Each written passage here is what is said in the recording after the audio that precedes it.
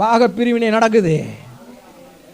என்னை வச்சு ஒரு பிஸ்னஸை ஸ்டார்ட் பண்ணிட்டு என் பிஸ்னஸையே கவுத்து போட்டுட்டு இன்னைக்கு அந்த பிஸ்னஸுக்கு ப்ரொப்ரைட்டர் ஆனவர்களெல்லாம், ஓனர் ஆனவர்களெல்லாம் இயேசுவின் நாமத்தினால பங்கை கொண்டுட்டு வந்து கொடுப்பாங்க.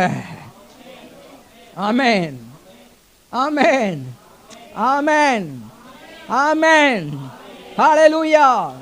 லட்சைக்கு பதிலாக தங்கள் பாகத்தில் சந்தோஷப்படுவார்கள்.